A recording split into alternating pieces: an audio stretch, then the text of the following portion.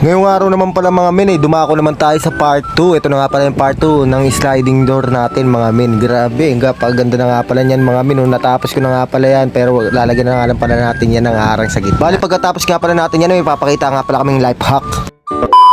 Kaya pala mga men, gumamit kami ng utak para di na gumamit ng gunting pangyero. Tsaka kung gagamit mo ng gunting pangyero, wala tayo nun. Lalagyan nyo lang ng gatla. Kabilaan. Kabilaan. Pako. Sa lambre. Lambre. Tapos guide nyo yung kahoy. Taan nyo. Takin nyo na yan. Hindi na nagpapahirap mag ano. Atik. Hindi na siya na, pero hirap na hirap na siya yun. Anong inaano, kasi basic. Bali nung natapos ko na nga putuli ang gamit yung alambre mga men, ay susunod nga pala ipapanoorin natin si Makmak kung paano magpukpok dyan sa may taas. Ayun ayun si Makmak mga men. Bali ito na nga pala yung finish ng ano natin mga men, pero hindi pa pala tapos, di ka pa kasi na po ipinturahan.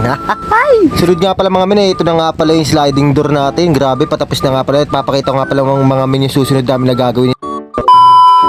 Bali sunod nga pala natin na gagawin mga men, ito nga palang ihawan nila. Kakalagyan nga pala ngayon ito ng chimenea. Bali nag-request nga pala yung kuya ko sa akin, nagawan ko nga daw pala mga men, kasi marami nang umaangal na kapitbahay dahil daw sa usok mga men. Bali ang gagawin na nga lang pala namin mga men, lalagyan namin ng chimenea at ipapano na namin doon sa may third floor namin. Bali papakita ko nga pala sa dulo yan mga men yung video na to. Bali binutasan ko nga lang pala yung bawat gilid yan mga men. Ay sunod na nga pala mga men, ikakabit na nga pala namin tong yero. Bali itong yero nga pala ay plain sheet pala tawag dito mga men. Nagkamali na naman ako, sorry guys. Bali kung nakikita nyo nga pala mga men, ganyan pala magiging itsura niya. Ayun, nakakabit na nga pala yung mga men. Lagyan na nga pala namin yan ng balang rivets. Bali rivets nga pala yung ginawa namin dyan mga men. Riveter na nga lang pala namin yung bagay na yan. Kung titingnan nyo naman pala mga men, napakaganda nga pala ng pagkakagawa ko dyan. At syempre tingnan nyo naman yung pagkakagawa ko dyan, pulidong pulido. At syempre tingnan nyo naman mga men, ayun, tumutulong-tulong na nga din pala dyan si Kuya RR. Bali si Kuya RR nga pala yung nag-request sa nito. At syempre tinulungan niya rin pala ako. At ito na nga pala yung tapos ng pagkakagawa namin mga men.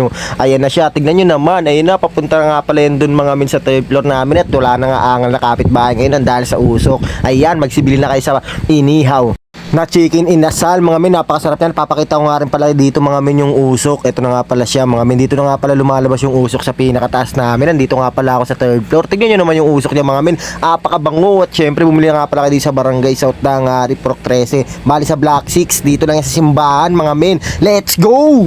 Bali papakita ko nga rin para sa inyo hanggang gabi niyan mga men. Ito nga pala yung setup namin dyan. Bali tuloy-tuloy na nga pala yung pagtitinda dito. Kaya kung gusto niyo mag-business din kayo. Maraming salamat nga pala sa laging nanonood sa akin mga men. Meron nga rin pala rito silang leeg mga men. 15 nga lang pala yan, 2 piraso. Bali ito nga pala yung mga men, at thank you nga pala sa laging nanonood sa akin mga men. Mag-business din kayo, susuportahan ko. I love you all. Ingat kayo palagi.